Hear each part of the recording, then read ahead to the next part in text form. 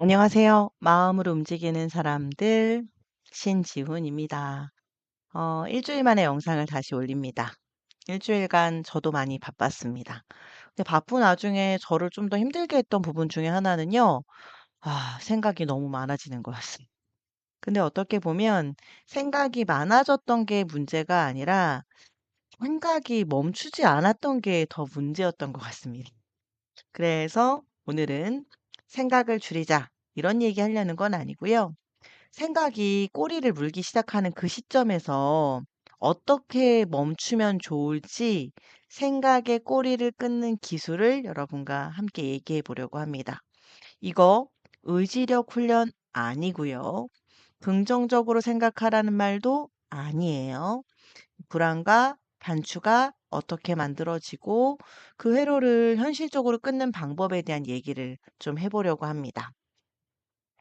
왜냐고요? 어, 생각을 없애는 건 불가능하니까요. 우리는 보통 머릿속에서 이런 일들이 벌어지면요. 내가 생각을 하고 있구나. 뭐, 이런 걸 느껴요. 근데 여기서 좀 구분을 하나 해 주셔야 되는 게 생각과 반추는 전혀 다른 거예요. 생각은요, 문제를 해결하고요. 방향이 있고 끝이 있습니다. 근데 반추는요, 문제를 해결하지 않고 그냥 같은 장면을 계속 다시 재생시키는 거예요. 반추에 대한 연구들을 좀 보면요. 불안이나 뭐 우울을 키우는 핵심 요인은 생각의 내용이 아니라 생각이 멈추지 않는 구조더라고요. 뇌 입장에서는요, 이 반추 상태가 실제 위기 상황이랑 거의 구분이 안 됩니다.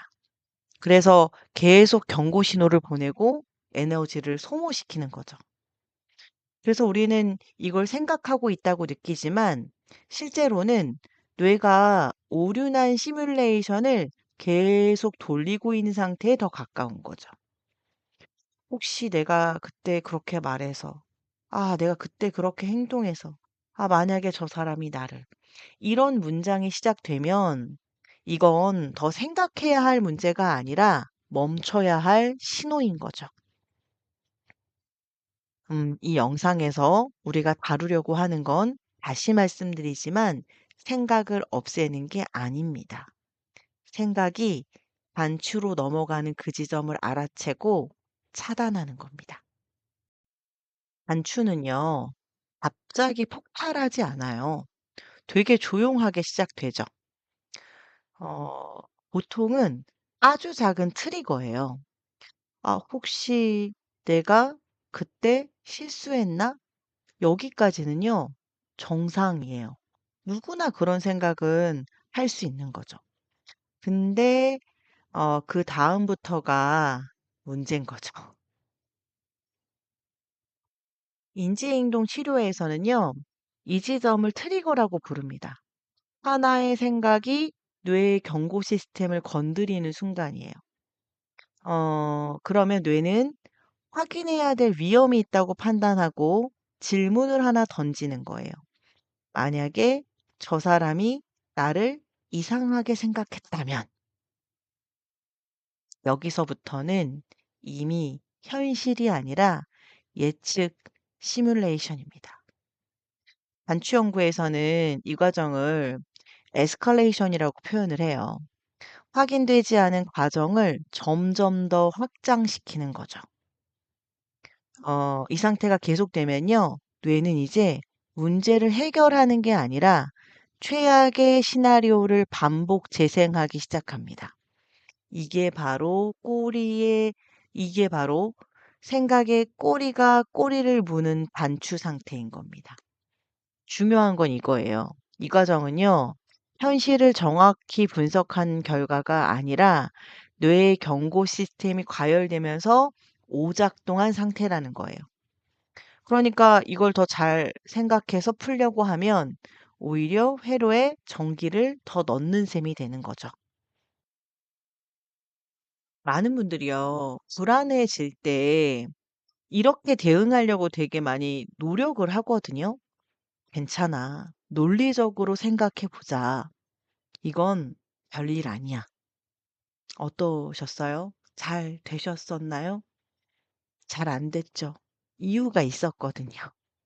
이미 불안이 커진 상태의 뇌는요, 논리적으로 설득되는 상태가 아니에요. 신경과학적으로 보면요, 이 시점에서는 사고를 담당하는 전전두엽보다 위험을 감지하는 편도체와 각성 시스템이 훨씬 강하게 활성화되어 있어요. 이 말은 뭐냐면, 더 나은 생각으로 이미 과열된 뇌를 진정시킬 수 없다는 뜻이에요. 그래서 심리치료에서는 이럴 때 개입의 순서를 좀 바꿉니다. 일단 첫 단계에서는요. 생각을 바꾸는 게 아니라 몸을 써서 회로를 끊는 겁니다. 두 번째 단계에서야 그다음에 생각을 꺼내고 정리합니다. 이게 바로 인지적 재구성이에요. 그리고 마지막 단계에서 불안이 반복되지 않도록 시스템을 만들어서 관리하는 거예요. 이 순서를 거꾸로 하면요. 실패합니다. 생각부터 바꾸려고 하면 오히려 불안은 커지는 거죠. 그래서 지금부터 소개할 방법들은 마음가짐을 고치는 팁이 아닙니다. 이미 과열된 뇌에 그냥 순서대로 개입하는 전략이에요. 일단 첫 번째, 구분하는 겁니다. 이건 생각이지 현실이 아니다. 첫 번째 단계는 아주 단순하지만 실제로는 굉장히 많이 건너뛰는 단계입니다. 음, 대부분은 이렇게 시작이 돼요. 만약에, 만약에, 혹시 내가 그때 저 사람이 나를 이런 가정들 있잖아요. 심리학에서는 이런 생각을 가정적 사고 혹은 what if 사고라고 불러요. 문제는 이 생각들이 아직 현실에서 일어난 일은 아니라는 거죠. 근데 뇌는 이런 걸 잘 구분하지 못합니다. 상상한 위협이든 실제로 눈앞에서 벌어진 위협이든 뇌는 거의 같은 방식으로 반응해요. 그래서 아직 일어나지 않은 일인데도 심장이 빨라지고 몸은 긴장하고 스트레스 호르몬이 실제 상황처럼 분비되는 거죠. 이 그림을 보면요. 렌즈를 통해 보이는 장면이 전부 불안으로 왜곡되어 있죠. 지금 이 상태는 세상을 제대로 보고 있다기보다는 불안이라는 필터를 끼고 세상을 보고 있는 상태에 가깝습니다. 그래서 이 단계에서 우리가 할 일은요. 이 생각이 맞는지 틀리는지를 따지는 게 아니에요. 딱 한 가지만 구분하면 됩니다. 이건 지금 벌어지는 현실이 아니라 내 머릿속에서 돌아가는 생각이다. 이 구분이 중요한 이유는요. 이 순간부터 내가 위험 상황이 아니라 생각을 바라보는 상태로 전환되기 때문이에요. 심리학에서는 이걸 메타인지라고 부릅니다. 정리하면 첫 단계는 생각을 없애는 게 아니라 현실과 생각을 분리하는 겁니다. 이 구분이 돼야 다음 단계에서 생각을 멈출 수 있는 신호를 뇌에 보낼 수 있거든요. 어, 저희는 이제 두 번째 단계에서 그 구분을 내가 실제로 인식하도록 그 스위치를 켜주는 단계를 할 거거든요. 불안이 시작될 때 스스로에게 이 문장으로 한번 말을 건네보시는 거예요. 이건 지금 벌어지는 일이 아니라 내 머릿속 시뮬레이션이다. 이 문장이 효과가 있는 이유는요, 위로가 돼서가 아닙니다. 이건 메타인지, 그러니까 내가 지금 생각하고 있다는 사실을 알아차리는 능력을 강제로 켜는 문장이기 때문이에요. 불안이 올라올 때 뇌에서는 주로 편도체 중심의 감정 회로가 과활성화되거든요. 이 상태에서는 뭐 논리도 자기 설득도 거의 작동을 하지 않아요. 그런데 이 문장을 말하는 순간 뇌는 위험에 반응하는 모드에서 생각을 관찰하는 모드로 전환되기 시작해요. 이때 전전두엽, 그러니까 조절과 판단을 담당하는 영역이 다시 개입할 여지가 생기는 거죠. 그래서 메타인지 스위치가 켜지면 감정 회로를 계속 태우던 연료가 조금씩 줄어들어요. 불안이 바로 사라지지는 않지만 더 이상 폭주하지 않게 되는 거죠. 이 문장은 괜찮아질 거야라는 자기 위로가 아니에요. 그리고 생각을 부정하는 말도 아니에요. 지금 이건 현실 판단이 아니라 사고 상태를 재분류하는 작업입니다. 여기서 좀 짚고 넘어가야 될 부분이 하나 있습니다. 이 문장을 알아차렸다고 해서 생각이 바로 멈추진 않아요. 이미 과열된 뇌는 말보다 신호에 더 민감하거든요. 그래서 다음 단계에서는 논리가 아니라 멈춤 신호를 좀 사용하게 될 겁니다. 생각은 논리로 멈추지 않아요. 신호로 멈추죠. 두 번째 단계에서 많은 사람들이 이런 얘기를 해요. 이제 이건 생각인 거 알겠어요. 근데 멈추질 않아요. 정상입니다. 이미 불안이 올라간 상태의 뇌는요, 논리로 설득할 수 있는 상태가 아니에요. 이때 뇌의 주도권은 판단을 담당하는 전전두엽이 아니라 위험을 감지하는 감정 회로가 쥐고 있거든요. 그래서 괜찮아. 생각해보면 아닐 거야. 이런 말은 정보로는 맞지만 뇌에는 신호로 전달이 되지 않아요. 뇌가 가열된 상태에서 이해하는 건 설명이 아니라 명확한 종료 신호예요.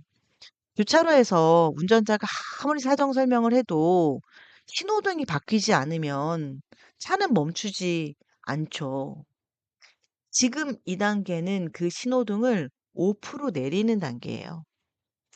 어, 그래서 이 단계에서는 생각의 내용을 다루지 않습니다. 오직 하나, 이 사고 루프는 여기서 끝이다 라는 분명한 신호를 뇌에 보낼 거예요. 짧고 반복 가능하고 설명이 필요 없는 신호일수록 효과가 아주 큽니다. 이건 생각을 좀 억지로 누르려는 게 아니고요. 오히려 지금은 생각을 처리할 시간이 아니라는 걸 뇌에 알려주는 과정에 가깝습니다. 하지만 여기서 또 하나의 질문이 생길 겁니다. 그럼 어떤 신호가 뇌에 가장 잘 먹히느냐? 저희가 이제는 말이 아니라 몸을 사용하는 신호로 한번 넘어가 봐야 될 것 같아요. 앞에서 말씀드렸던 것처럼 생각은 설명으로 멈추지 않고요. 신호로 멈춰요. 그럼 여기서 이제 우리가 질문을 던져야죠. 도대체 어떤 신호가 뇌에 가장 먹힐까? 답은 되게 단순해요. 뇌는 말보다 몸의 변화를 더 빠르고 중요하게 처리합니다. 이건 성격 문제가 아니라 신경계의 처리 순서 때문에 그래요. 일단 첫 번째는요. 어 불안 상태에서 감정의 불안 일단 첫 번째는요. 신경 처리 우선순위를 좀 두는 겁니다. 이 불안 상태에서는 감정 회로가 이미 앞에 나와 있고요. 언어를 처리하는 영역은 뒤로 밀려 있어요.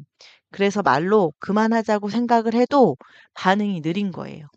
반면에 근육 움직임, 촉각, 강한 짧은 행동 같은 것들은 훨씬 빠르게 뇌에 전달이 됩니다.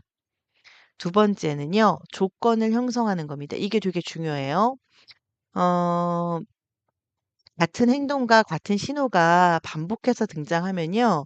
뇌는 그걸 하나의 의미로 학습해요.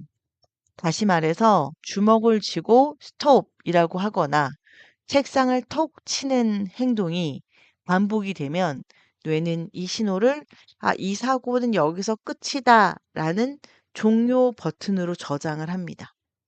그래서 여기 있는 예시들은 다 공통점이 있어요. 짧고 단순하고 설명이 필요 없어요. 속으로 스톱! 하고 외치든 주먹을 쥐었다가 펴든 책상이나 허벅지를 툭 치든 중요한 건 형태가 아니라 일관성이라는 거예요. 이건 충동적으로 감정을 억누르려는 행동이 아니에요. 오히려 뇌에 이렇게 알려주는 겁니다. 지금은 이 생각을 더 굴릴 시간이 아니다. 그래서 지금처럼 주먹을 쥐고 스톱이라고 해보는 겁니다. 뇌는 이 반복된 신호를 점점 더 빠르게 종료로 인식하게 됩니다. 하지만 여기서까지도 여전히 남아있는 게 하나 있어요. 생각은 잠시 멈췄는데 몸은 아직 긴장해 있는 상태죠. 그래서 다음 단계에서는 생각이 아니라 몸의 각성 상태 자체를 내려야 합니다. 이제 감각을 깨우는 단계로 또 한번 넘어가 봐야 되겠죠?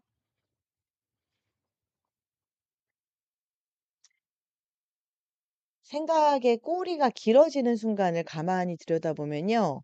공통점이 하나 있어요.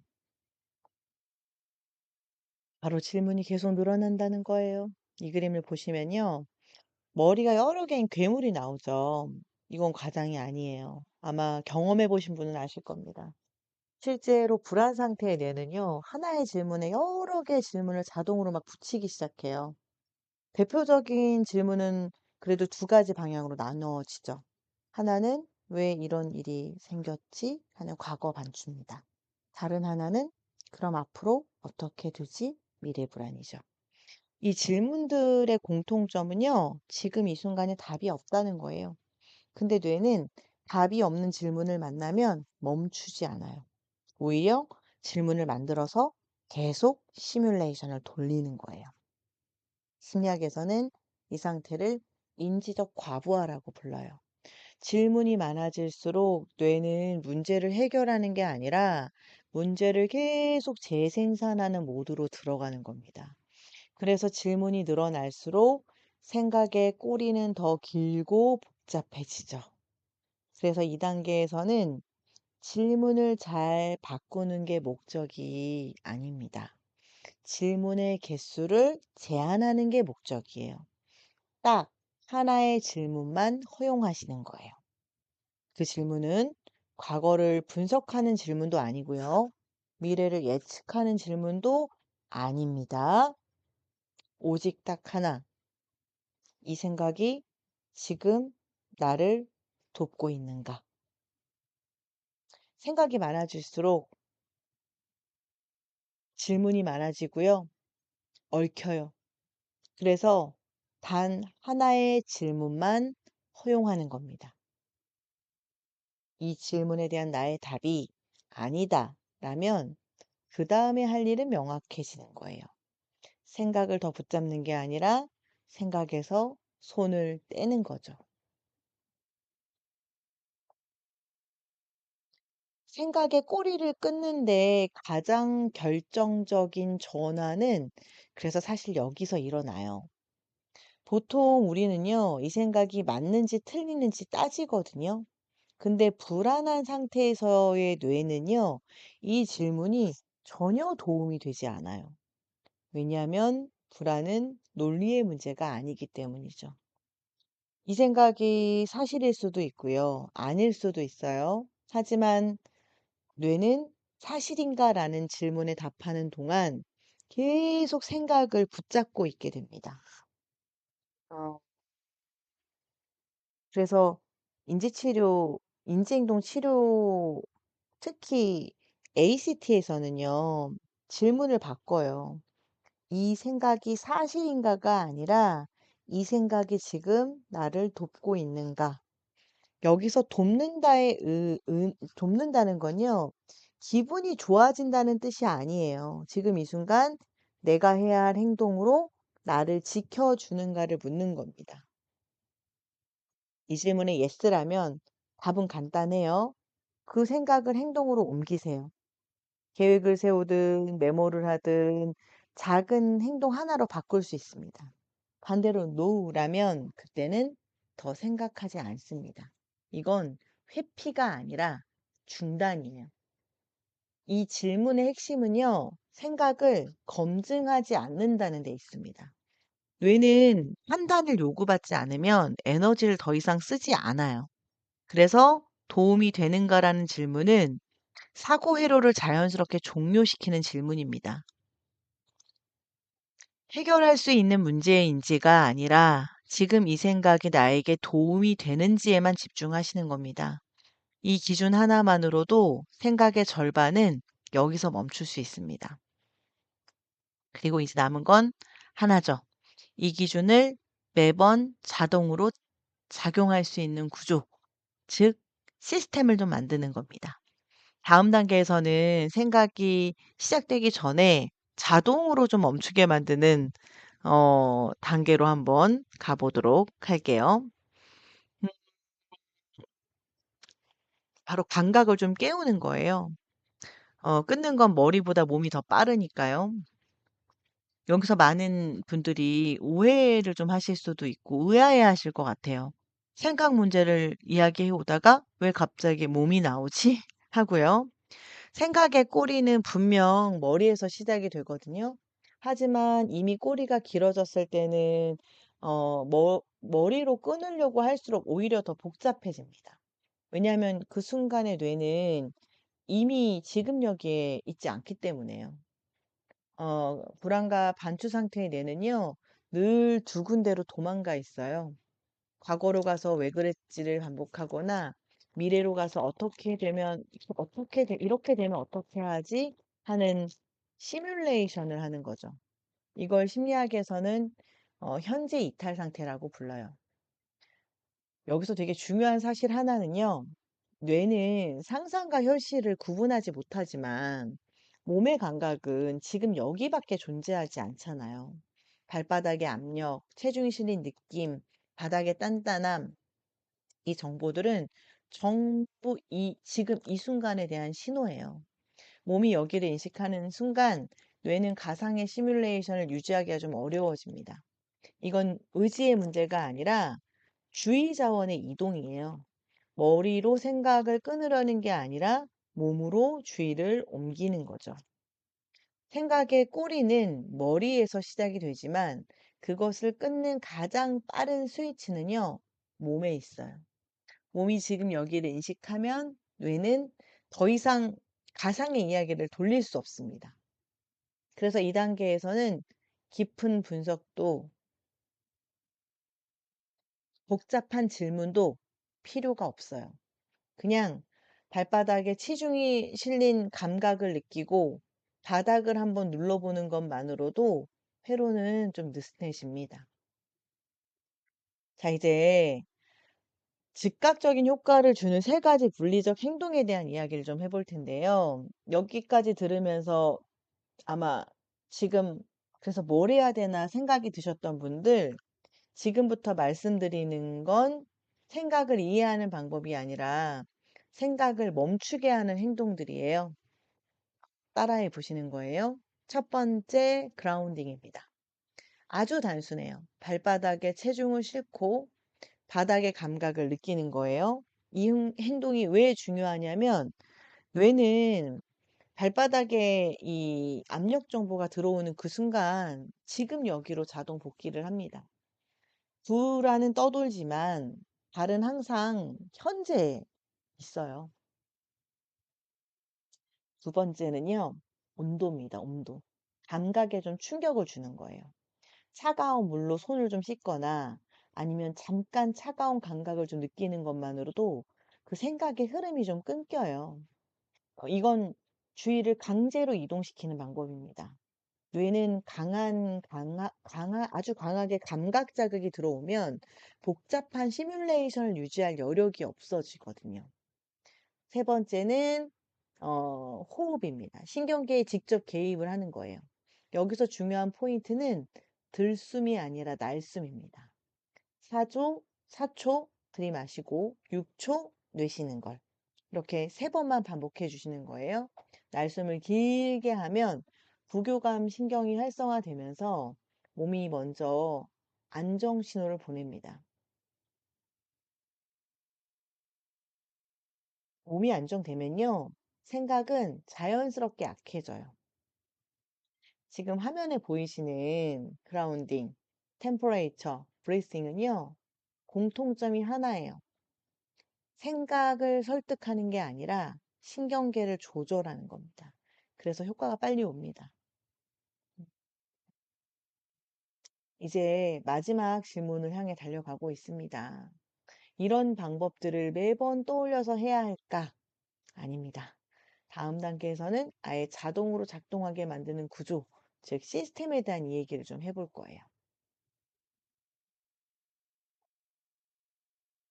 여기서 좀 아이러니하게 생각하실 수도 있는데 마지막 단계는 예약을 하는 겁니다. 지금까지는 끊고 멈추고 막 스위치를 내려라 이렇게 얘기를 했는데 갑자기 생각을 허용해야 되나 이런 또 의문도 드실 겁니다. 심리학에서는 이걸 리바운드 효과라고 하는데요. 생각을 하지 말아야지 하고 억누를수록 뇌는 오히려 그 생각을 더 중요한 정보로 분류하거든요. 대표적인 연구가 있잖아요. "흰곰을 생각하지 마세요." 라고 하면 대부분의 사람은 바로 흰곰을 떠올리는 거. 뇌는 억제를 명령받을수록 감시를 강화합니다. 그래서 여기서는 싸우지 않습니다. 대신 시간을 정합니다. 하루 중 이 시간에는 생각해도 된다라고 하는 미리 예약을 좀 걸어 두시는 거예요. 예를 들면 오늘 저녁 8시 20분부터 이렇게 하면 뇌는 이 메시지를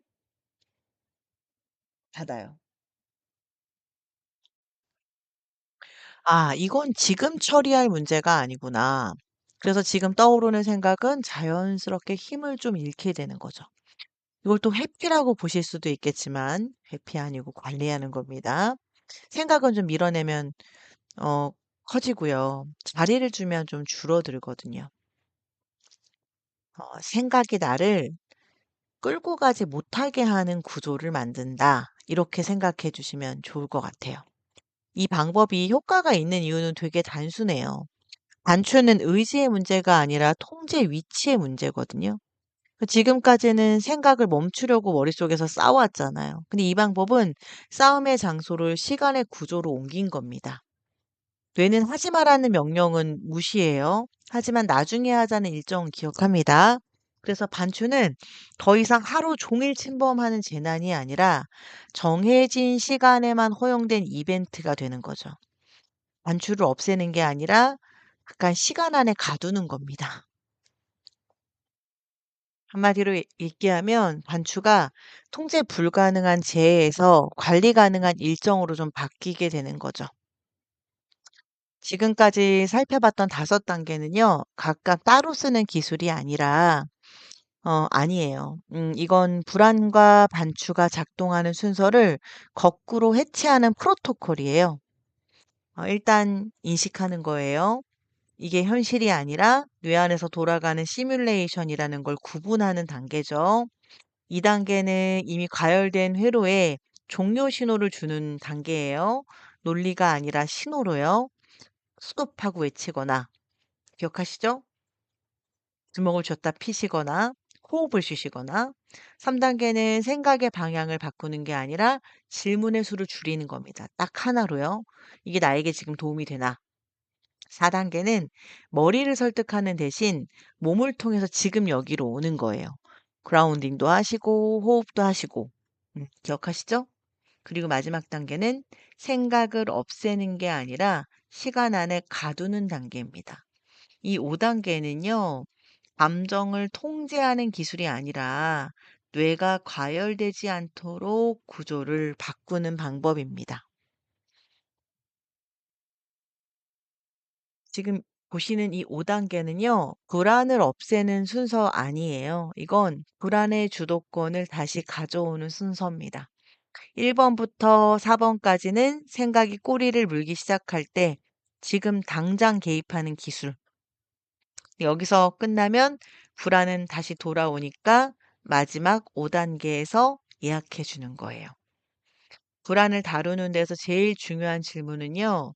이 생각을 없앨 수 있느냐가 아니라 이 생각이 언제까지 나를 점령하느냐입니다. 완벽한 고요함이 아니라 주도권을 목표로 해 보는 겁니다. 오늘 이 영상 보시고 나면요. 음 생각이 완전히 사라지지는 또 보고 나서도 생각이 완전히 사라지지는 않을 거예요.